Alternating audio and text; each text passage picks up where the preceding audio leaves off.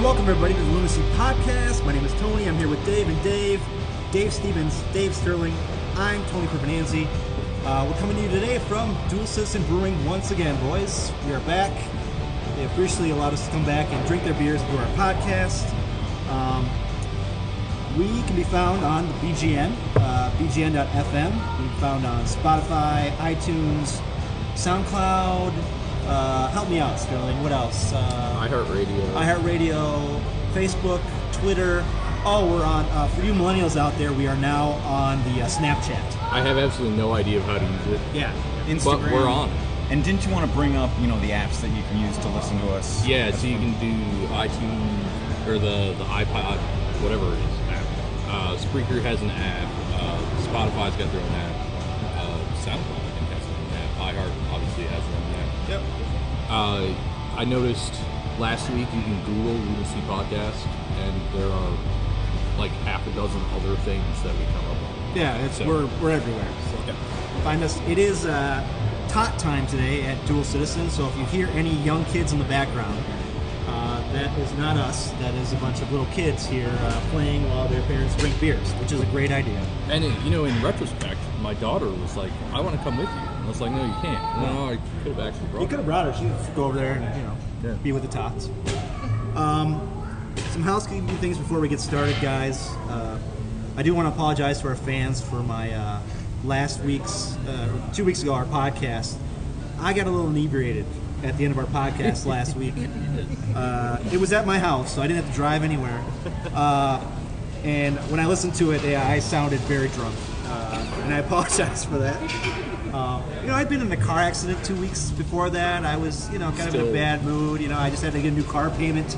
I was having a good time. And we all were having a good time during that one. And it certainly, I think you could definitely tell from the start of that podcast to the end. We could tell the trajectory was kind of heading down. We got a little bit out of control. So if anybody stopped listening because of that, feel free to listen back, because I will calm myself now, and I'll be good. So. And I tried tirelessly to edit the ending of that because it was running over 2 hours, and we never run over 2 hours. Yeah. And Tony just kept dragging it on and on and on. I could not. It was impossible. When I get drunk, I'm a talker. I just like to talk. That's my deal. So I apologize for that, boys. My wife yelled at me when I got back upstairs after that. She was not happy with me being that drunk on a Sunday afternoon. So, anywho. So speaking of being drunk, what are you drinking? Well, I am drinking the Humboldt, which is their IPA. Very good stuff. I think I had this last time. It was fantastic. Stevens, what do you got over there? Yeah, I'm having the Wesley, which is it's a white chocolate stout. So of course that's right up my alley. It's like Christmassy. It is. It's just creamy. It's delicious. And they didn't have it on the menu last time, so I figured I had to give it a try. So far, so good. And I've got the coffee brown. Right? Is that what it's called? That would be the Franklin. The Franklin. Yep. Franklin. Really good. Lots of roasted flavor in it. Mm-hmm. Doesn't really smell like coffee, which is kind of nice. It smells like roasted barley. Roasted barley. Good stuff. Good smooth beer. It's fantastic. Yeah, they have fantastic beers here. We had them last time, and we're going to drink more of them today. So, we have two special guests today. From the True North Elite, we have Corey and Zach. And the reason why we're here today at Dual Citizen is because this is going to be now the True North Elite's home base. Yep. For home games. Correct. For home games. Yep. So you guys are going to come here before the games. Yep. Take the light rail and head over to the stadium. Correct. Which is cool. And the guys here at Dual Citizen are cool with you guys doing that. And you set that up, and that's fantastic. You guys now have a home. So yes. So how did you guys decide on this particular brewery? So the original plan was I am a neighbor of the Dual Citizen, so I've spent a few times here, and when we started talking about looking for a new home, we wanted just a couple of things. We wanted something close to the light rail, obviously, to get us to the stadium, and we wanted somewhere where we felt welcome. So, me personally, I thought of Dual Citizen immediately, and I let our match day people know, which Zach is one of them, that hey, we should check out Dual Citizen. They're a good group of people, and it would be a great home for us. So Cool. I think later that night I emailed them. Within I think the next week we were set up and everything like that. So it's been probably one of the easiest things we've ever had to do as a that is true. as a collective, supporters group. So it's been awesome so far dealing with these guys, and I can't wait to get in here next year. So run us through what you guys are going to do as this being the home base. Yep. Run us through what you guys are going to do during game days. So you can come here. What time are you guys going to be here at? Depending on the match day, of course. If it's early or late, whatever. Usually we get here 3 hours, 3.5 hours before. On average, but usually about 2 hours beforehand. We'll start showing up.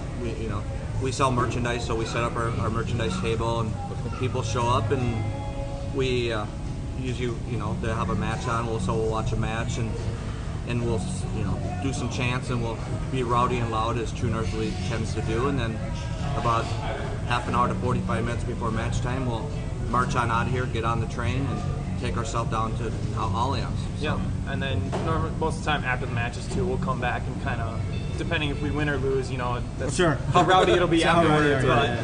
But we'll come back kind of, have one more beer or something, kind of relax and talk about the match, and then go on our way home. But And so do you think they'll accommodate, say, the earlier kickoffs, that occasionally you might have a 1 o'clock Saturday kickoff, or their normal opening hours here, I believe, are noon? Would they accommodate that? I believe so.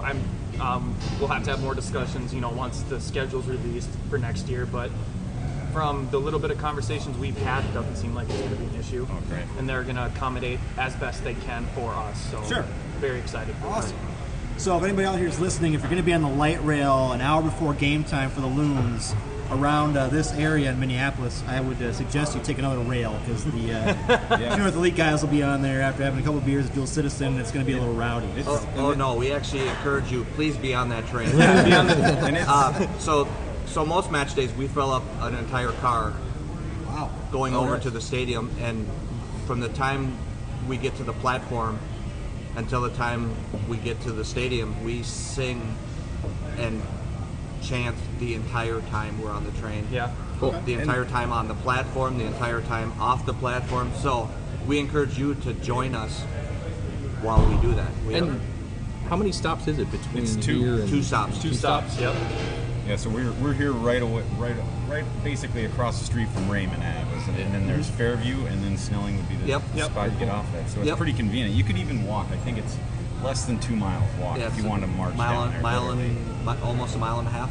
Nice. So, Yeah, I think I'm a member of American Outlaws. Okay. I've never been a Minnesota United supporter section guy, but I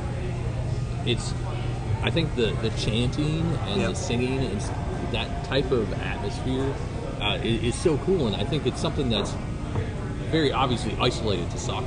yes. And so many Americans have absolutely no grasp on what that type of culture is. Yes. And so, I agree. Yeah, if you want to turn people towards soccer, that's something to definitely check out and get stuck on a train car.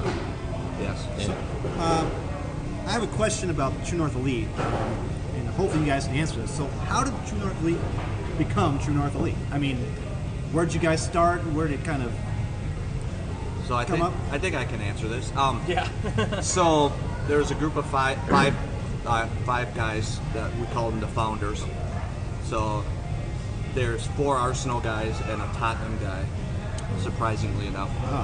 And one day, because they show a lot of EPL games down at the local, downtown, and they just sat at a table and they saw the supporters culture here with United, and they thought, the supporters culture is good, but we can make it great.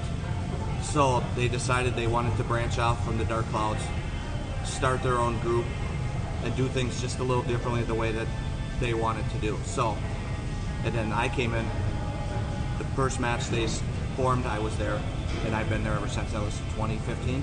So, it's just we want to do things a little different. yeah. The way the other supporters groups and a lot of groups in America, they have an American style of support, Right. Okay.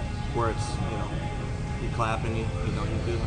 We prefer to do things a little more European. Right. So I'm just looking at an article that was written by 551, and this was last year. And just the headline, I just want to see if you would agree with this. It basically says, True North Elite are an alternative supporters group with a harder edge, a much harder edge. Would you agree with what they wrote there? I would say yes on the harder edge. I wouldn't say we're necessarily an alternative group. I would say if you want to know what it's like to jump around, have fun, and get the most support for our club, I would say that's what we try to do and try to encompass, as a whole. So in terms of, I guess they maybe refer to you guys as ultras, I suppose, right? Or is it not quite that? So I wouldn't say ultras necessarily. Obviously, ultras tend to be more violent, I guess. That's it. Exactly. But if you were trying to find a word, you're edging toward that. These are Minnesotans. We're not violent in Minnesota. We're passive aggressive. So what I would say is, I don't even know if we can use the ultras culture. Yeah. But, and like I said before, we tend to more European without the violence, without the racism, sexism, homophobia. So Sure. we're intense. I'll use that word. So, I mean, there are supporters groups in Minnesota that are ultras, and they're good people and all, but that's not what we do. So did you, being that, from an outside perspective, I think you guys are definitely edgier than Dark Horse. Yes. So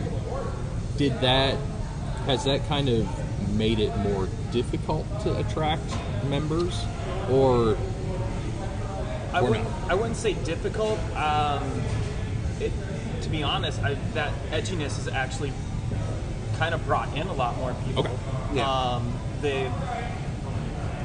They like to be kind of part of that edgy and very full 90, loud, all that stuff. I can't say that we've impressed everybody with some of the stuff we do, but a lot of our members now see us as, well, we're not the what's the best way of putting it? We're not the cartoony kind of Okay. cartoony, make jokes. We're there to, hey, So we're more of a group that, the Dark Clouds and I don't want to speak for them, but they're more of a party atmosphere. So they want to come and sing songs and drink beer and have a good time, and we're more of a get the entire stadium up and moving and jumping and Sure. and chanting and being loud. So you guys are kind of like, I guess, or I should say, Dark Clouds are kind of like the American Outlaws.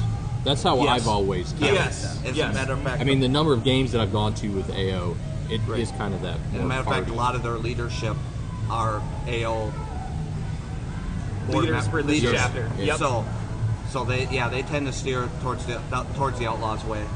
Sure. And like I said, we're, and I can use some other supporters groups as examples. We're more of like the Cauldron in Kansas City, Timbers Army in Portland, the ECS in Seattle. Yep. We tend to lean more that direction. So it's just two different styles that we blend together to make, we think, a pretty good combination. So what's your membership at right now? Do you guys have any idea? we're roughly between 200 and 250 members. Oh, nice. Yep. Very cool. So Yep. And then that base, and you were founded just at the beginning of the 2017 season? no, we actually were founded in 2015 during NASL. So Okay. Yep.